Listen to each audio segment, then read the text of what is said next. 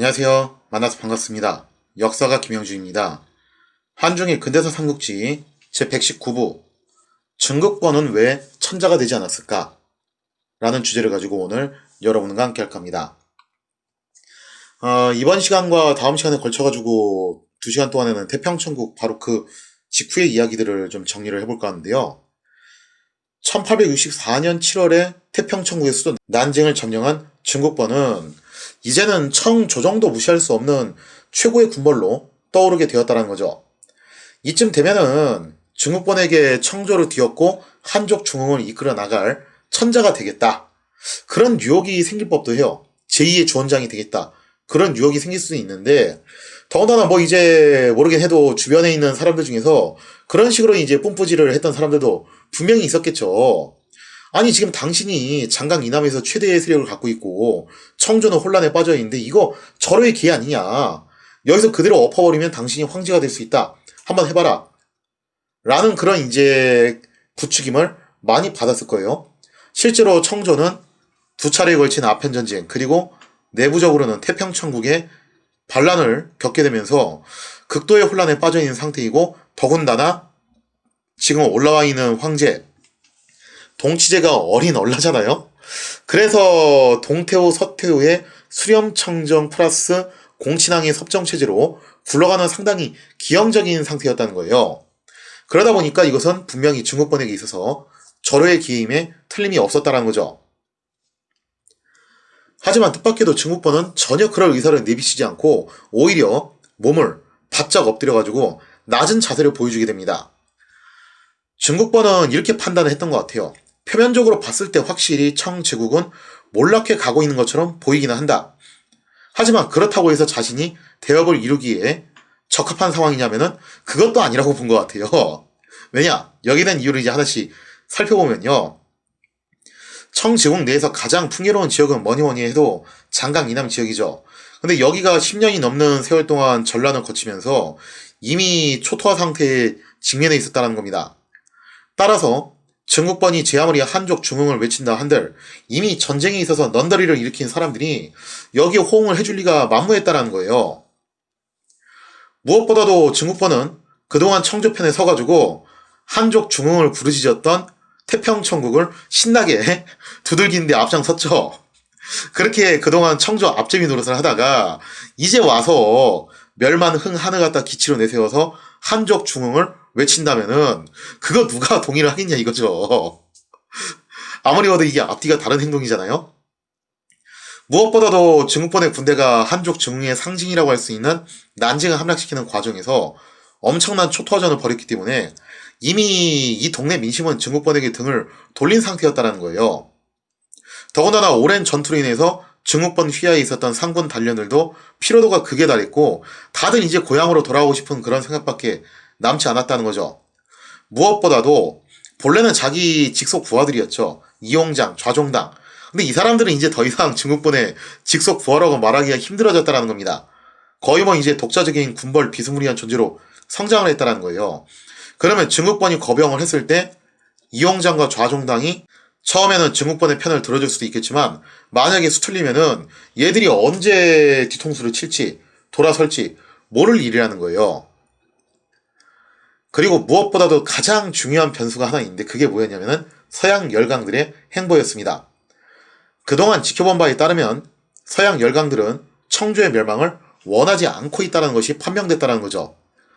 서양 열강이 원하는 것은 오로지 청제국의 부를 어떻게 하면 열심히 뽑아 먹을 것인가 이게 최고의 관심사였다는 거예요. 그러니까 러시아를 제외하고서는 딱히 뭐 이제 청제국에게 엄청난 영토를 요구하지도 않고 뭐 조공을 바쳐라는 등 청의 황제가 직접 영국이나 프랑스로 와가지고 입조를 하라는 등 그런 식의 요구는 안 한다는 거예요. 오로지 얘들이 원하는 건 뭐냐면은 비즈니스를 해가지고 어떻게 하면 청제국에 있는 부를 갈취할 것이냐 그게 최대의 관심사였다는 거죠. 그리고 2차례에 걸친 아편 전쟁을 통해서 이미 서열 정리가 끝났고 원하는 바는 달성된 상태예요.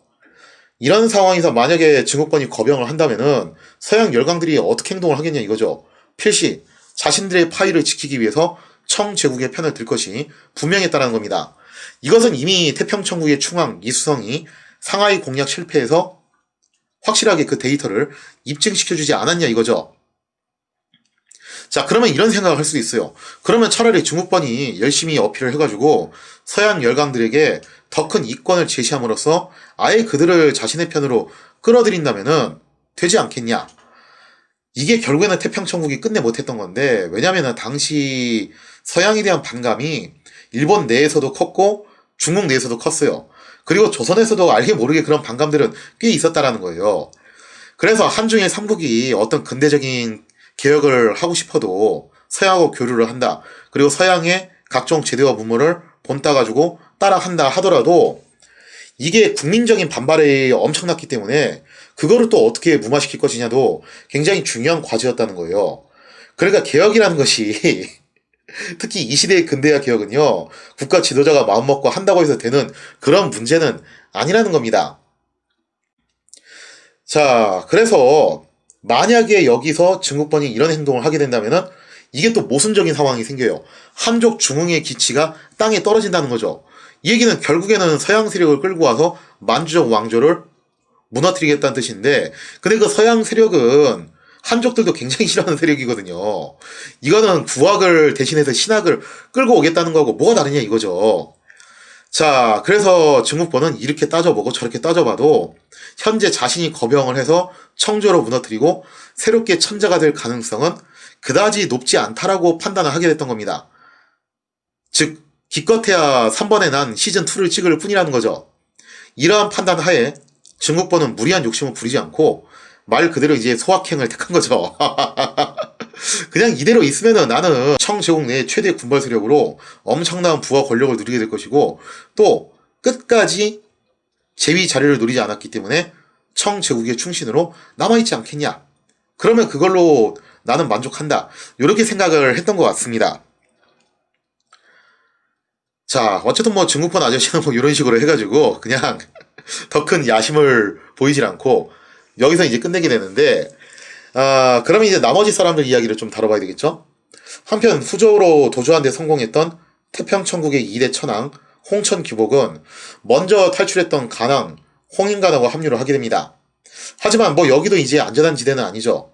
그래서 1864년 8월 말이 되면은 이홍장의 회군과 좌종당의 초군이 후조로 밀고 들어와요. 그리고 후조는 얼마 버티지 못하고 결국 무너지게 됐다는 거죠. 자, 그래서 홍천귀복과 홍인간은 다시 후조로 탈출을 했지만 초라한 도피행과 끝에 결국에는 2달 후에 체포를 당하게 됐다는 겁니다. 그리고 그해 11월에 마침내 홍천귀복과 홍인간이 처형됨으로써 태평천국의 천왕이 되는 완전히 끊어지게 되었다는 거죠. 홍천귀복 같은 경우는 어떻게 보면 좀 불쌍했던 게 뭐였냐면은 이때 불과 15살밖에 안 됐던 얼라예요. 그리고 홍천귀복은 신의 아들 홍수전, 그 아들이었으니까 신의 손자죠. 사이비 정계 집단 내에서 사이비 교리를 배우면서 그냥 그러고 살았던 사람이에요. 어떻게 보면은 좀 불쌍하게 생을 마감한 그런 케이스라고 볼 수가 있겠죠. 그래서 홍천귀복이 죽기 전에 남겼던 유언이 뭐냐면은 뭐 좀 약간 횡설수설을 하게 되는데 결론은 그거예요. 나는 그냥 평범하게 살고 싶었다. 근데 어떻게 하다 보니까 태어난 게 홍수전의 아들로 태어난 거고, 그래서 나는 이제 사이비 종교 집단 내에서 신의 손자로 그렇게 군림을 했던 거고, 그것 때문에 결국 이렇게 비극적인 생을 맞이했던 거고, 뭔가 좀 본인은 그게 좀 억울했던 것 같아요. 그리고 홍인간 같은 경우는 당시 태평천국 내에서도 나름 끼어있는 선가처였어요. 서양 문물을 적극적으로 받아들여야 된다. 물론 이게 결국에는 통과가 되지는 않았지만 어쨌거나 홍인간도 여기서 이렇게 생을 마감하게 되었다라는 거죠. 자, 이렇게 해서 비록 태평천국의 수도 난징이 함락되고 홍씨 왕가는 완전히 몰살을 당하게 됐죠. 하지만 장강 이남에는 태평천국의 잔당들이 곳곳에 남아서 저항을 이어가고 있었다는 거예요. 그 중에서도 가장 세력이 컸던 게 뭐였냐면은 시왕 이세연이 이끄는 세력이 가장 이제 규모가 있었는데, 시왕 이세연은 일단 복건성으로 도주를 하게 됩니다. 그리고 여기에 운거를 해가지고 훗날을 기약하게 됐다는 거죠. 또 장강 이북의 염적들도 본래 이제 태평천국 산하 세력으로 있었잖아요. 이들도 이때쯤 되면 이제 고삐 풀린 망아지가 돼가지고 길길이 날뛰기 시작해요. 특히 태평천국의 잔당들을 흡수해서 이제 대규모 마적단화가 되었다라는 거죠. 그 말고도 또 고칫거리가 하나 생겼는데, 태평천국이 멸망하기 1년 전이었습니다. 1863년 무렵이었죠. 산서성과 섬서성 일대에서는 회족들이 반란을 일으키는 등 청제국의 혼란은 정말 끝도 없이 이어지게 되었다는 거죠. 자, 그래서 일단 청제국은 급한 대로 승보를 진압군 사령관으로 파견을 해서 회족 반군들을 진압하도록 명을 내리게 됩니다. 하지만 승보는 졸전 끝에 회족 반군에게 대패를 당하게 됐다는 거죠.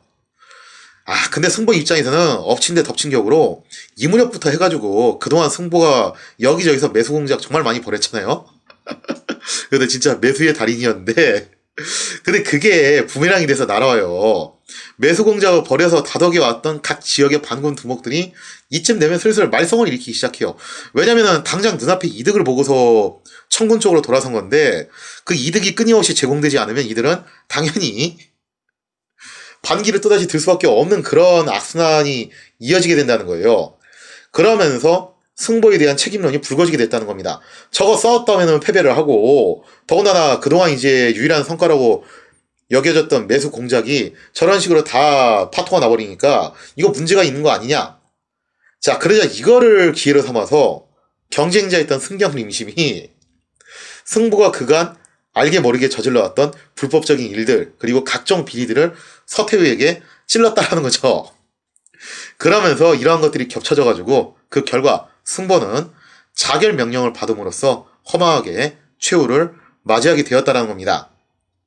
결국 매수로 흥한 자, 매수로 몰락하게 되었던 거죠. 청제국은 태평천국을 가까스로 진압을 했지만 증국본이 판단한 대로 이미 10년이 넘는 전란으로 장강 이남은 난장판이 된 지 오래였다는 거예요. 전쟁으로 인한 사상자 또한 적게는 1000만에서 많게는 3000만에 이른다고 할 정도로 그 피해가 정말 막심했다는 거죠. 거의 이 정도 규모면은 조선이 2번 사라지는 정도, 일본이 1번 사라질 정도 분량이라고 볼 수가 있어요. 그 정도로 이게 엄청난 규모의 피해거든요. 특히 태평천국 전쟁은 이게 또 태평천국 특유의 종교적인 광신, 그리고 또 태평천국이 멸만을 갖다 이제 주장을 하면서 만주족들을 보인대로 학살을 하거든요. 이것 때문에 청조정에서도 어떤 지침을 내리냐면은 태평천국은 무조건 몰살을 시켜라. 그런 이제 지침을 내렸다라는 거예요. 그래서 이용장이 투항했던 태평천국 군대를 몰살시켰던 것도 또 증국본의 동생인 증국전이 계속 제너사이드식의 전쟁을 벌였던 것도 이 사람들이 그렇게 잔혹하고 내목해서 그랬다라기보다는 그게 청조정의 방침이기도 했다라는 거예요. 그래서 역적을 토벌한다는 그런 명분의 충돌로 인해서 정말 전례 없이 잔혹한 대학살전이 난무했던 상황이었다는 겁니다. 더군다나 여기가 청제국 내에서 가장 풍요로운 지역인 만큼 여기에서 장기전을 치른다는 것은 청제국의 경제체제를 송두리째 뒤흔드는 결과를 가져오게 되었다는 거죠. 따라서 장강 유역의 주민들은 전쟁통에 죽기도 하고 갑작스럽게 몰아닥친 흉년으로 죽기도 하는 등 떼죽음을 면키 어려웠다는 거예요. 자, 그래서 장강 유역 주민들은 살아남기 위해서 주로 이미 화교 사이가 성립된 동남아 지역으로 대탈출을 하게 됐다는 겁니다. 그래서 동남아 화교들이 그 규모가 커진 데 있어서 나름의 계기가 됐던 사건이 바로 이 태평천국의 전쟁이었다는 거죠. 그리고 이들 중에서는 이 한국사 교과서에서도 보면은 비슷한 흐름이 나오잖아요. 종종 이제 어느 쪽까지 흘러들어간 사람들이 나오냐면은 하와이의 사탕수수 농장이나 미국의 철도공사 현장, 그리고 남미의 광산지대로 유입돼서 저임금 노동자들이 되는 사람들이 나왔다는 거죠. 그거를 이제 쿨리라고 불렀어요. 한국인들이 이렇게 흘러갔을 경우에 이거를 애니깽이라고 불렀잖아요. 그래서 이렇게 쿨리들이 형성이 됐는데 이 중에서 더 불운한 경우에는 전쟁 도중에 포로가 되거나 특히 이제 태평천국 측이죠. 혹은 인신매매로 잡혀가지고 해외로 팔려나가는 경우도 왕왕 있었다는 거죠. 그래서 이들이 저임금 노동자가 돼가지고 엄청난 혹사를 당하게 되는데 아래 보시는 그림은 바로 이제 그러한 부분들을 풍자한 그림들이죠. 당시 미국이 노예 해방을 기치로 해가지고 남북전쟁 내전이 일어나게 되거든요. 이게 참 역사라는 게 그런 것 같아요. 국가 경제가 급속도로 발전하기 위해서는 결국에는 뭐가 필요하냐면은 누군가의 고혈을 짜내야 된다는 거죠. 그게 시대와 지역에 따라서 부르는 명칭이 달랐을 뿐이에요. 노예라고 부를 것이냐 아니면 노비라고 부를 것이냐 쿨리라고 부를 것이냐 저임금 노동자라고 부를 것이냐 아니면 비정규직 노동자로 부를 것이냐. 그게 명칭만 달라졌을 뿐이지 결국에는 누군가를 갈아 넣어가지고 경제 발전을 급속도로 시키는 게 인류 역사에 어떻게 보면 보편적인 흐름이었다는 거예요. 즉 미국에서 흑인 노예들의 자리를 결국 누가 대신하게 되냐면은 바로 이 쿨리들이 대신하는 운명을 맞이하게 됐다는 거죠. 이처럼 태평천국 전쟁은 서양인들한테 있어서 정말 돈을 벌 수 있는 좋은 기회를 제공해 주었다는 겁니다. 특히 군 장교들 입장에서는 이런 더러운 사업에 한 발씩 걸쳐가지고 한몫 챙기자 그런 분위기가 만땅이었다는 거예요. 하지만 모든 서양인 장교들이 그렇게 다 모렴치한 것만은 아니었죠. 굉장히 매너 있는 사람이 한 명 있었죠. 바로 상승군 지휘관이었던 고든. 이 고든은요, 결국 이 태평천국을 진압한 공로로 청제국으로부터 명예제독의 직위를 수여받게 됩니다. 그뿐만 아니라 엄청난 양의 포상금까지 받게 되었다는 거예요. 하지만 고든은 뭐라고 얘기하냐면은 저는 명예제독의 직위만 받겠습니다. 포상금은 필요 없습니다. 차라리 이 포상금은 난민 구제에 힘써 주십시오라고 그렇게 사양을 한 후에 조용히 영국으로 귀국을 했다는 거죠. 정말 끝까지 덕장답게 행동했던 인물이었죠. 하지만 이 고든은 먼 훗날에 결국 수단 내전에 휘말려가지고 거기서 이제 비극적인 최후를 맞이하게 되었다라고 하죠. 자, 이렇게 해서 이제 태평천국 이후의 이야기를 한번 정리를 해봤는데요. 아직 좀 이제 못다른 이야기들이 있습니다. 각지에서 청제국을 곤혹스럽게 만드는 반란들이 일어났었는데, 그럼 이런 반란들은 결국 어떤 식으로 이제 다 끝이 나게 되는가? 거기에 대한 이야기를 다음 시간에 이어서 계속해 나가도록 하겠습니다.